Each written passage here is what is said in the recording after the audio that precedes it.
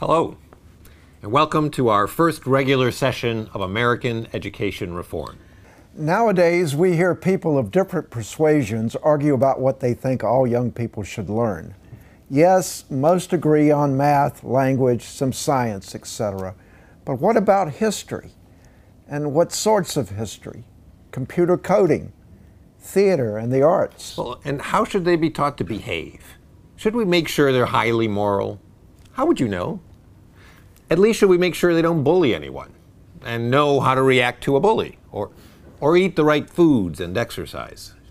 Should we make them very patriotic citizens or citizens willing to criticize public policy?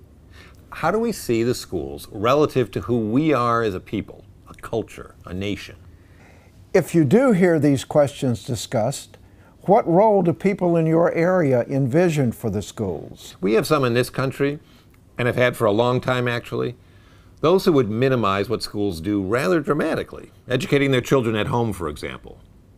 In many countries, aspects of U.S. schools like sports and certain extracurriculars are handled outside schools. It would seem strange in those places for schools to do that. Many want schools to stick to the academics only, please. Moral education is a family or a church, synagogue, mosque responsibility, they say. So what is the role for schools in the mix of purposes, functions?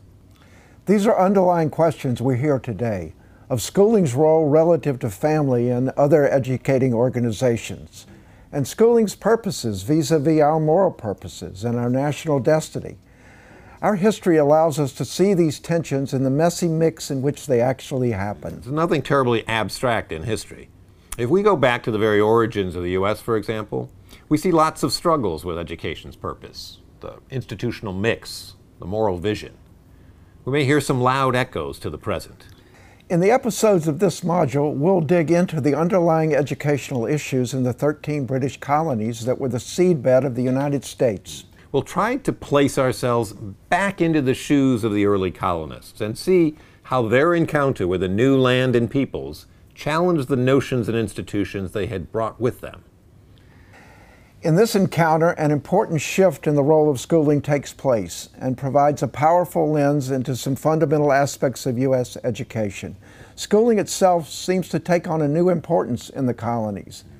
What explains this shift? Why and by what means did schools assume an increasingly important role alongside other educational approaches? So we'll look at central tendencies across the colonies, in particular how religious, economic, social, and political affairs shaped education. And we'll see how things differed in the very different colonies and regions of the early U.S., recognizing that nearly every nation faces considerable internal variation as well. We'll look at how a revolution affects schooling's purpose and role. As the colonies become an independent republic with a written national constitution, how did this affect what schools were now meant to do?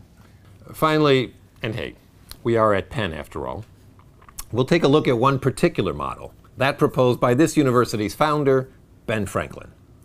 He saw the need for a new sort of education. Why? What was he reacting against? As an early school reformer, what was his model and motivation? So let's head off to school in 17th and 18th century North America.